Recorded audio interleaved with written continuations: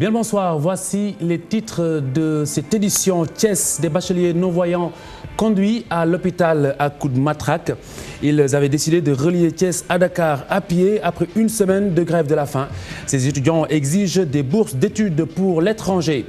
Université Cheikh Anta Diop de Dakar, les étudiants de la faculté des lettres veulent la tête du directeur des bourses. Ils l'accusent de mauvaise gestion. Cette situation assez insolite, les autorités municipales de Dakar qui surprennent des voleurs de ferraille dans un établissement scolaire. Le maire de la capitale et sa délégation effectuaient une visite de terrain, ce dans la perspective de la rentrée des classes. Le coup de tête de loup de la gendarmerie sur une toile de cybercriminels. 8 Nigérians tombent grâce à l'intervention de la section de recherche de la gendarmerie saisie par le bureau nigérian de lutte contre les crimes financiers et économiques. Les bandits d'Internet étaient établis à Guédiawaye. Procès de Cheikh Yérim Seck pour viol présumé. Le procureur requiert une peine de 3 ans ferme. La partie civile souhaite la peine maximale et réclame 100 millions de francs CFA de dommages et intérêts.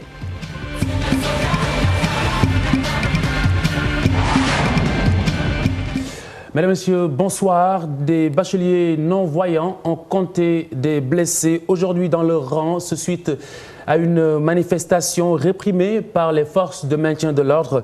Certains d'entre eux ont été conduits à l'hôpital et d'autres interpellés avant d'être relâchés. Leur établissement est sous haute surveillance policière. Les bacheliers handicapés visuels allaient relier Thiès à Dakar à pied pour réclamer des bourses d'études pour l'étranger. Nous joignons de Thiès Cheikh Anta Diop. Les bacheliers non-voyants en grève de la faim depuis une semaine ont mis à exécution leurs menaces. Ils ont arpenté les rues de la capitale du rail pour se rendre à Dakar. Destination Palais de la République pour y déposer leur plateforme revendicative. Ça ne nous pas empêcher de rejoindre Dakar parce qu'il nous dit que nous sommes des citoyens. Non, nous ne sommes pas des citoyens. Ils nous considèrent comme des sous-hommes parce que le mot citoyen, on l'entend souvent pratiquement, théoriquement, mais pratiquement les considérations ne sont pas les mêmes. Ils ont intervenu et puis ils ont interpellé certains de nos camarades. Mais au départ, même si nous sommes 40, même si c'est l'un qui va arriver à Dakar, c'est bon. Les forces de l'ordre leur ont barré la route. Les hommes du commissariat central de Thiès ont eu d'énormes difficultés pour contenir ces jeunes aveugles déterminés à aller jusqu'au bout.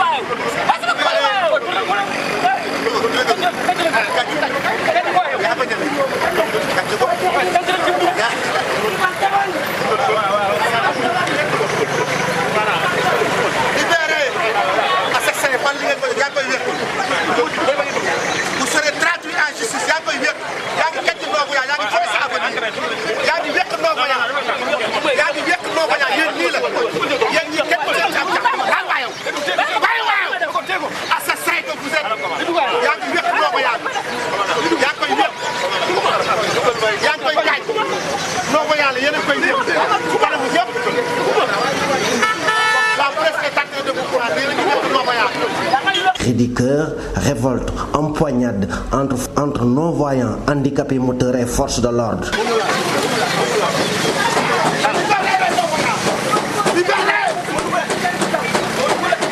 Finalement, ils sont tous embarqués dans une fourgonnette de la police. Les non-voyants grévistes de la faim réclament des bourses d'études à l'étranger. Je souligne que les manifestants qui ont été interpellés ont été relâchés en fin de journée. Je poursuis cette édition avec l'université Cheikh Anta Diop de Dakar, où les étudiants de la faculté des lettres exigent le départ du nouveau directeur des bourses. Ils l'accusent de mauvaise gestion. Par ailleurs, ils menacent d'aller en grève au cas où les autorités universitaires supprimeraient leur amicale minée par une querelle de légitimité. Mardieng Daoudosow. Les membres de l'amicale de la faculté des lettres et sciences humaines exigent le départ du directeur des bourses. Ils dénoncent une gestion nébuleuse et partisane de leurs bourses par le nouveau directeur. La gestion de M. Sis, le directeur des bourses, est nébuleuse. Nous ne pensons pas que cette gestion est transparente et nous en appelons à la responsabilité du président de la République, lui dire aujourd'hui l'homme qu'ils ont placé à la direction des bourses n'est pas l'homme qu'il faut pour les étudiants, n'est pas l'homme qui peut gérer les bourses sociales, c'est un homme qui est en train d'allumer le feu. Les étudiants parlent également d'une crise au sein de l'université due à la violation flagrante de leurs droits, un état de fait qu'ils condamnent. Ils accusent l'autorité suprême de l'université. Au sein de l'université, nous avons vu que le recteur, qui devrait être le régulateur, ne joue pas son rôle convenablement. Si nous prenons la violence entre étudiants,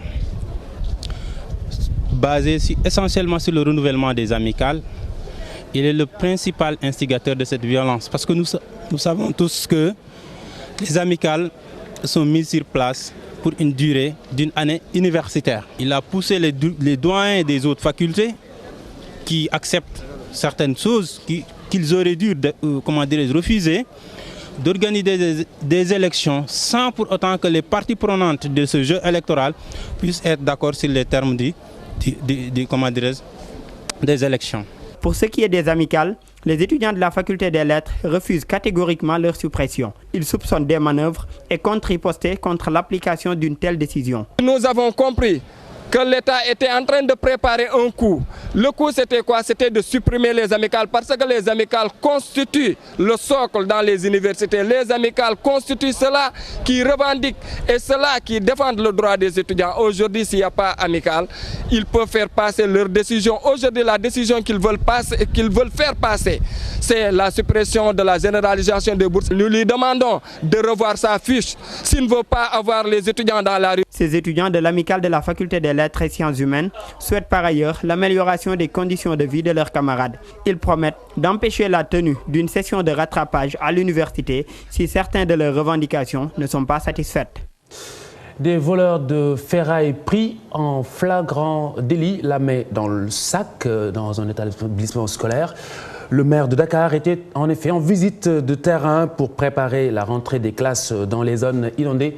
À Grand Dakar, l'environnement est peu favorable au fonctionnement normal d'une école. C'est du moins le constat de ces autorités. C'est un reportage de Ibou Sissé et Biraïma Saonera. C'est bientôt la rentrée des classes. Beaucoup d'écoles primaires de la ville de Dakar sont toujours sous les eaux. En plus des inondations, la plupart de ces établissements sont dans une situation désastreuse. Des taudis construits par des gardiens et même l'implantation des garages mécaniques font le décor de certaines écoles. Une situation que déplorent les autorités municipales. Au niveau des écoles visitées, nous avons vu un spectacle désolant que nous regrettons. Mais c'est le fait souvent de gardiens ou la complicité des directeurs, il faut le dire.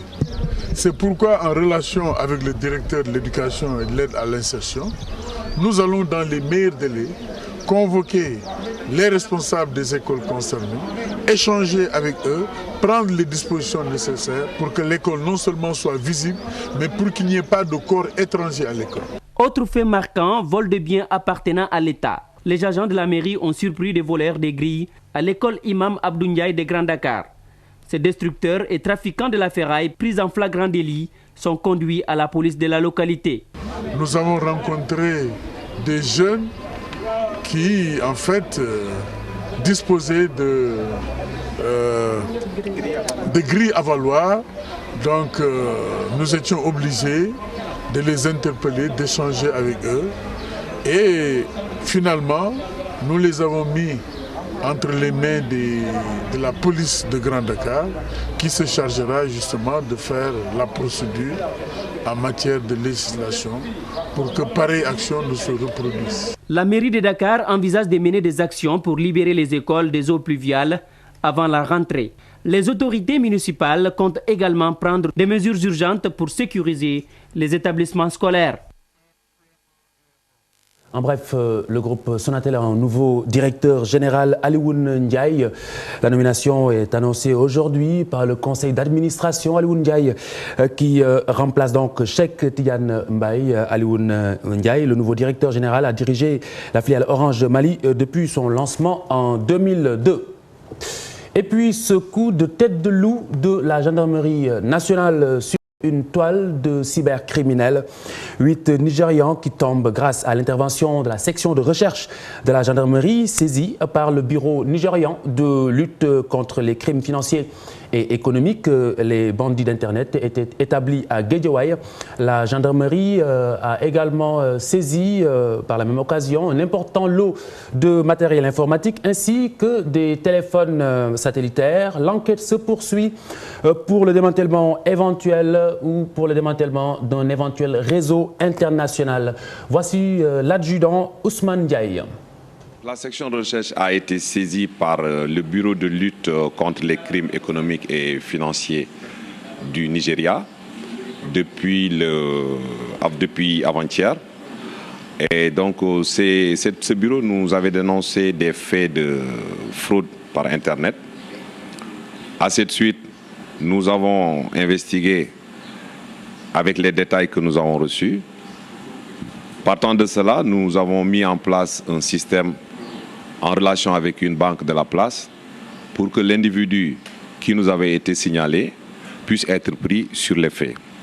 Nous avons donc procédé hier à la mise en place de toute cette opération qui aujourd'hui nous a permis, avec un transport des perquisitions et autres dans le secteur de Guédiawaye, donc d'appréhender 8 individus, tous de nationalité nigérienne, et avec un important lot de matériel informatique composé d'ordinateurs portables, de puces électroniques, de cartes bancaires, en tout cas tout le dispositif effectivement requis pour travailler dans la cybercriminalité.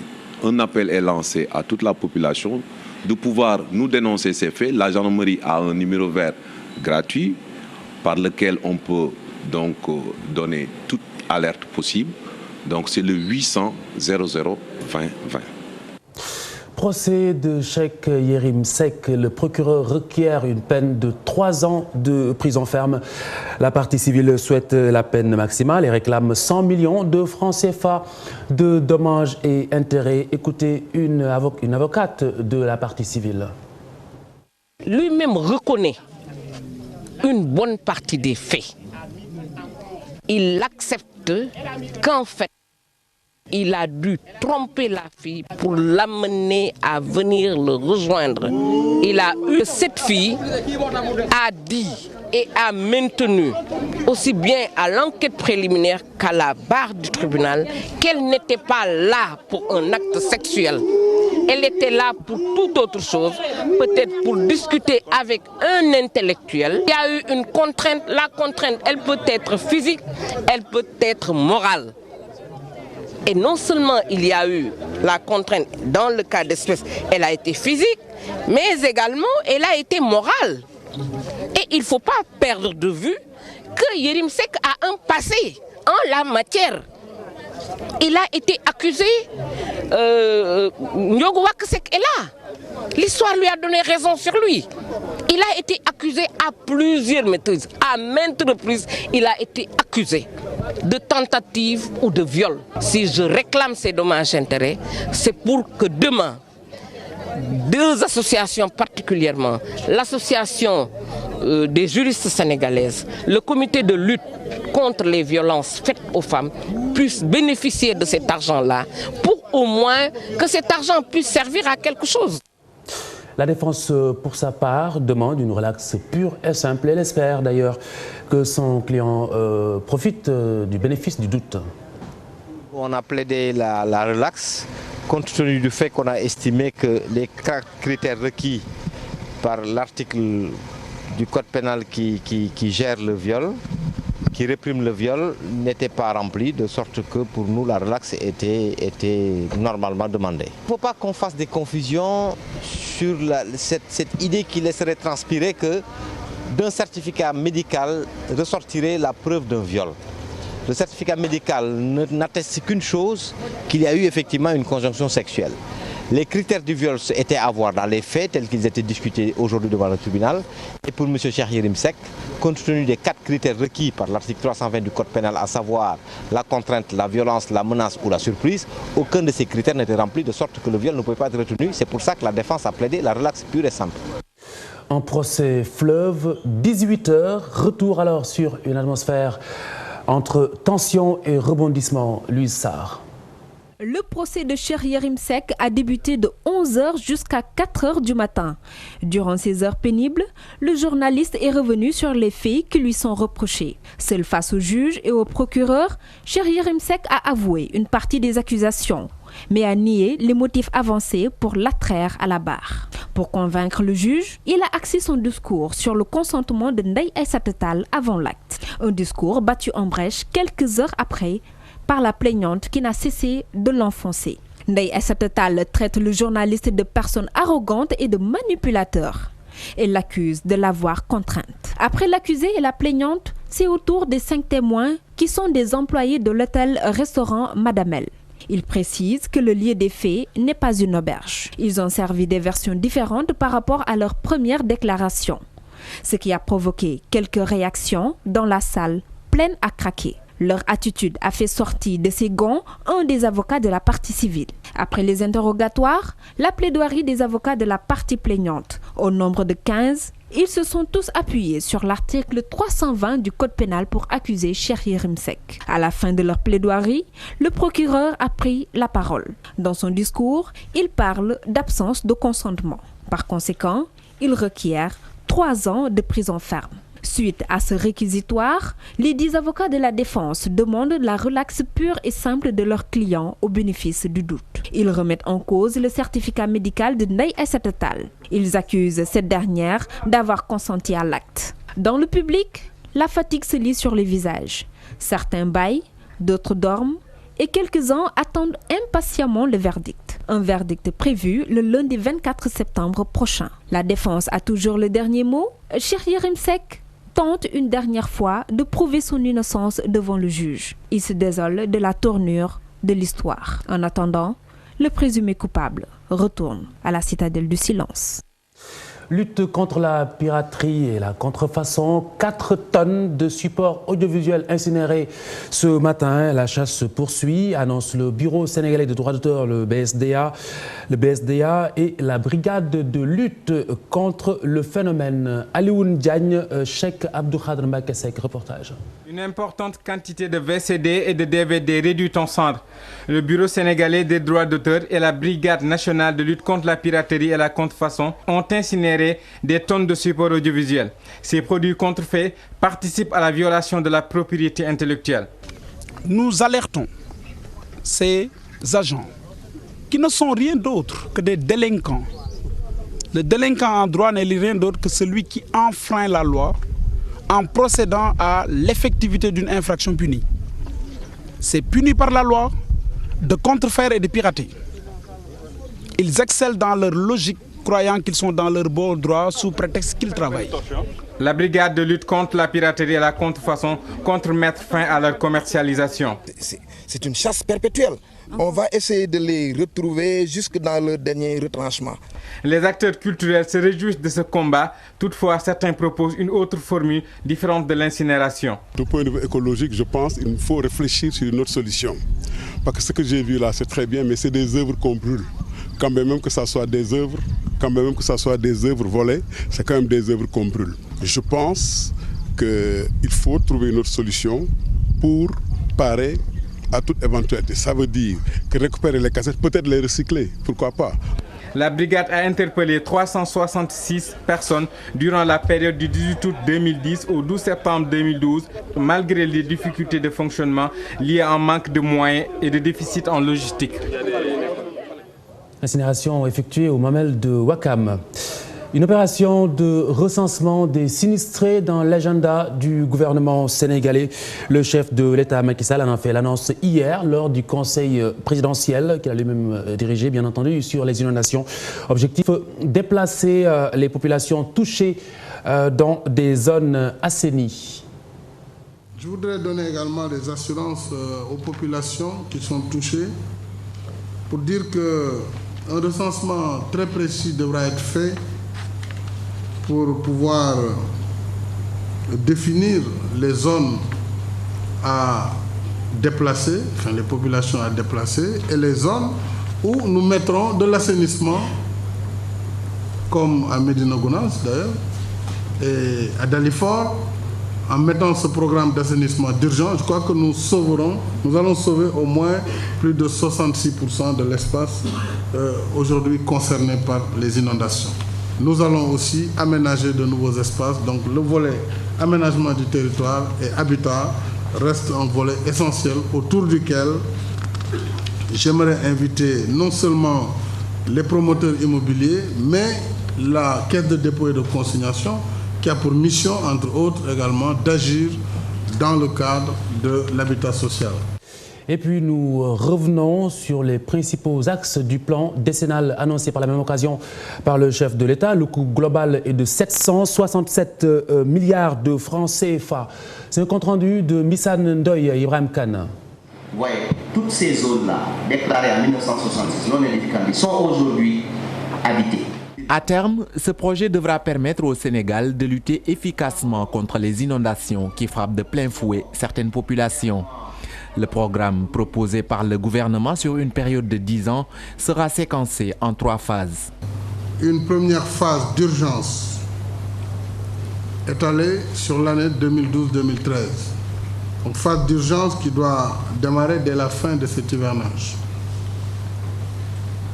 Une phase court terme, 2014, court et moyen terme, 2022, qui devra prendre en compte l'ensemble des études en cours et qui devra mettre en cohérence l'ensemble des projets également en cours ou à venir. Le programme décennal en termes de ressources devra mobiliser un montant global estimé à 767 milliards de francs CFA. Il sera financé par l'État, mais aussi par les partenaires au développement. Pour le programme décennal, je souhaite que l'adoption du budget soit différée à la lumière des rencontres ultérieures entre les différents acteurs pour une meilleure mise en cohérence, mais également j'instruis le ministre de l'économie et des finances à organiser une conférence avec les bailleurs de fonds d'ici la fin de l'année, une fois que nous aurons fini d'évaluer de manière beaucoup plus précise, n'est-ce pas, le plan décennal, avec un séquencement également étalé sur les 10 ans. Mais la phase d'urgence, qui est une phase évaluée à 66 milliards d'ici 2013, peut être adoptée, étant entendu que déjà, il faudrait en extirper le volet programme de gestion des eaux pluviales déjà engagé par le gouvernement et la Banque mondiale ainsi que d'autres partenaires. Dans la même veine, le chef de l'État a également annoncé une politique d'habitat social ainsi qu'un observatoire national sur les inondations. Une manière pour l'État du Sénégal de venir à bout du phénomène d'une manière durable. Lutte contre la pauvreté, le projet d'appui au développement économique de la Casamance profite à 723 opérateurs, dont 17% de femmes. Le PADEC, lancé en 2011, tourne autour d'un appui conseil, mais également d'un accompagnement. Abdoulaye Diallo pour plus de détails. Dans le cadre de la lutte contre la pauvreté dans la zone sud, le projet d'appui au développement économique de la Casamance, en acronyme PADEC, a fini de marquer de ses empreintes cette partie sud du pays. Lancé en mai 2011, le PADEC contribue à l'effort du gouvernement du Sénégal à réduire l'incidence de la pauvreté conformément aux vœux de l'Agence canadienne de développement international, partenaire du projet. Leur première année de mise en œuvre de leur programme venait d'être sanctionnée par la tenue d'un CRD où il était question d'échanger avec l'ensemble des acteurs au développement sur des stratégies, tirer le bilan financier et planifier des activités pour les années à venir. Il fallait un an après le début des activités de terrain, revenir à Kolda, Sédhiou et Ziguinchor, partager avec l'ensemble de nos partenaires en présence des autorités administratives le premier bilan de la mise en œuvre des activités de ce programme. Conformément à la mission qui leur est dévolue, le PADEC a, dans sa première année d'exécution de son programme, réussi, entre autres réalisations, l'appui, conseil et l'accompagnement de 723 opérateurs, dont 17% de femmes, 7 études réalisées et 47 sous-projets financés, dont 25 appartenant à des femmes. Ces résultats n'ont pas été obtenus sans contrainte.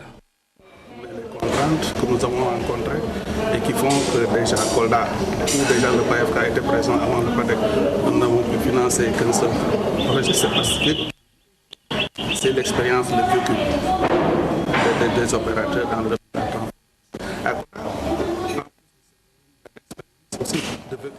des opérateurs, nous avons aussi été confrontés quelque part à des problèmes de développement organisationnel, ensuite d'accès aux fonciers. En perspective, le PADEC compte construire et équiper 12 projets d'unités de transformation et de conditionnement, dont 2 unités de démonstration pour pommes de cajou, 17 groupements formés en gestion administrative et financière et l'accompagnement des structures étatiques dans la mise en œuvre des plans de travail annuels, pour ne citer que cela. Le commissaire général au pèlerinage à la Mecque appelle les musulmans sénégalais à s'acquitter de la zakat pour lutter contre la pauvreté. El Hadj Mansour Diop présidait donc le collectif, ou plutôt le lancement du collectif Hajj 2012 pour la solidarité. Collectif lancé aujourd'hui. Il s'agira dans un premier temps de collecter des fonds pour venir en aide aux sinistrés des dernières inondations. Il est au micro de Cheikh Abdou Khadr Mbacké Seck et de Medoune Diouf. Ce collectif a pour objet de faire agir la solidarité entre les pèlerins envers les sinistrés. Nous avons pensé que si tous les musulmans sénégalais, je rappelle quand même que 95% des Sénégalais sont musulmans, si ces musulmans s'acquittent de cette obligation de la zakat, ce sera une excellente contribution dans cette lutte contre la pauvreté. Les sommes ainsi collectées feront l'objet de l'émission d'un chèque par la Banque islamique du Sénégal, et ce chèque sera remis à Monsieur le ministre des Affaires étrangères et des Sénégalais de l'extérieur, qui est la tutelle du Hajj, et accompagné du commissaire général et de quelques pèlerins 2012, il ira remettre ce chèque comme contribution, comme expression de la solidarité au ministre de l'Intérieur, M. Mbaye Ndiaye.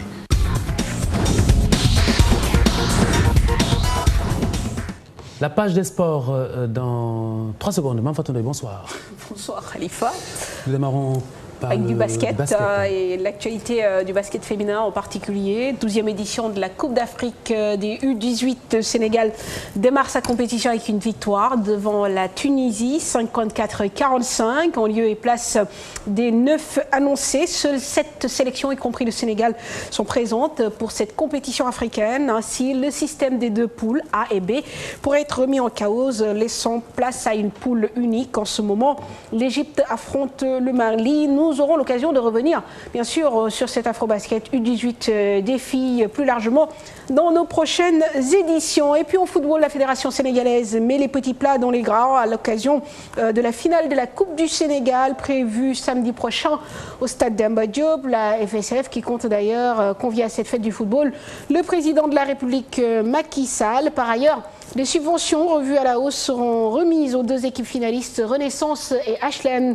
Hier, les fédéraux ont convié la presse à une cérémonie de présentation des trophées. Compte rendu cher Sadi Boudiara, Abdoulaziz Ndiaye, image Ababacar Kamara. Pour la finale de l'édition 2012 de la Coupe du Sénégal, l'instance fédérale veut en faire un événement grandeur nature. Elle envisage de donner à cette édition toute sa valeur symbolique. Nous pensons que la Coupe du Sénégal est la compétition nationale par essence. Et cette Coupe du Sénégal aussi est dotée du trophée du chef de l'État. Et c'était aussi pour nous un clin d'œil lancé aux autorités et à la personne même du chef de l'État. Parce qu'on le sait, pendant les premières années de l'indépendance, il était devenu coutumier de voir le chef de l'État présider la grande finale de la Coupe du Sénégal.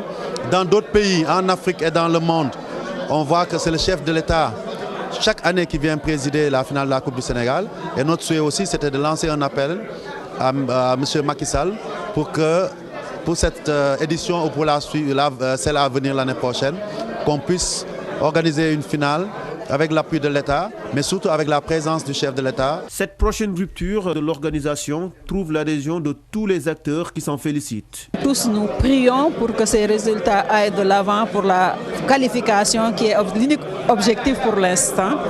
Mais aussi, comme le temps tous, saluer cette initiative. On voit l'effort qu'il fait pour maintenir le sport sénégalais à un haut niveau, pour faire pénétrer le sport, le football, au plus fond des régions. Une valeur ajoutée à la finale de samedi qui sera matérialisée par de fortes récompenses destinées aux 2 clubs finalistes. La fédération vise plus haut. Des innovations de taille s'annoncent pour l'avenir. Nous souhaitons, à partir de cette édition sera jouée au stade Demba Diop, mais à partir de la saison prochaine, nous souhaitons que toutes les finales de Coupe du Sénégal se jouent au stade Léopold Senghor, parce que c'est le temple du football sénégalais, en présence de l'homme qui symbolise le peuple sénégalais, le chef de l'État. Aujourd'hui, le vainqueur de la Coupe du Sénégal senior touchera 10 millions, le vaincu 4 millions. L'année prochaine, nous allons au comité exécutif proposer de porter la prime à 20 millions pour le vainqueur et à 10 millions pour le vaincu. La Fédération sénégalaise de football estime ainsi que toutes les conditions de préparation sont réunies pour une belle finale. Reste à voir si les 2 équipes vont faire de leur mieux pour ainsi apporter leur cachet positif à l'événement. HLM Renaissance, 2 équipes de Ligue 2 qui vont s'affronter pour cette finale de Coupe du Sénégal. L'engagement sera total a priori puisqu'il s'agit d'une affiche inédite. Rendez-vous donc samedi, mais pour Boubacar Traoré, l'engagement sera au rendez-vous. Nous l'écoutons au micro de Saïrin Sadiop. Cette finale sera une finale historique, révélatrice. Et aussi, ce sera une très belle fête. Historique parce que pour la première fois dans l'histoire du football au Sénégal, que nous voyons 2 équipes de la Ligue 2 disputer une finale. Révélatrice parce que ça reflète la santé de notre football au Sénégal. Ce sera une très belle fête. Pourquoi? Parce que cette finale sera jouée par 2 équipes qui aiment jouer, qui aiment aller de l'avant, qui jouent avec beaucoup d'envie et d'engagement. Pour moi, ce sera un match très intense, avec beaucoup d'engagement, de percussion et aussi de rebondissement. Et puis on termine avec le football international, la première journée de Ligue des Champions qui a tiré à sa fin hier. Victoire du FC Barcelone, du Bayern de Munich et de Manchester United, défaite de Lille à domicile et puis Chelsea tenu en échec par la Juve. Le point avec Pape Abdoulaye Der. La Juve frôle l'exploit dans le groupe E à Stamford Bridge, 2-2 devant Chelsea. Pourtant, les Bianconeri ont été menés au score 2-0. Dans l'autre match de ce groupe, le Shakhtar Donetsk s'est imposé 2-0 face au FC Nordjylland. Dans le groupe F, Lille a subi la loi du surprenant Bate Borisov des Biélorusses à domicile. 3-1. Idrissa Gana Gueye et ses coéquipiers ratent ainsi leur début dans cette compétition. Le Bayern de Munich, très séduisant sur sa pelouse face au FC Valence, s'est imposé 2-1. Le groupe G à présent, Lionel Messi, auteur d'un doublé, a tiré d'un mauvais pas le FC Barcelone face au Spartak Moscou. 3-2 pour les Catalans, menés au score 2-1 à un moment de la partie. Dans l'autre rencontre du groupe, le Benfica Lisbonne est allé prendre un bon point sur la pelouse du Celtic Glasgow. Match nul vierge. Le groupe H, Manchester United se contente du minimum en l'emportant 1-0 à Old Trafford face à Galatasaray Istanbul. Le Sporting Braga s'incline sur sa pelouse face au FC Cluj. 2-0, un doublé de l'ancien joueur de Lyon, Bastos. Et puis à noter en Europa League, le match nul obtenu à Fenerbahçe par Marseille, score 2-2. Et Lamine Sané qui marque pour Bordeaux. Bordeaux qui s'est imposé devant l'équipe roumaine de Cluj, 4-0. Voilà pour l'essentiel de l'actualité sportive, Khalifa. Merci beaucoup, Manfatou Ndoye, à vous également, mesdames et messieurs. Merci d'avoir suivi cette édition. Excellente soirée, bonsoir.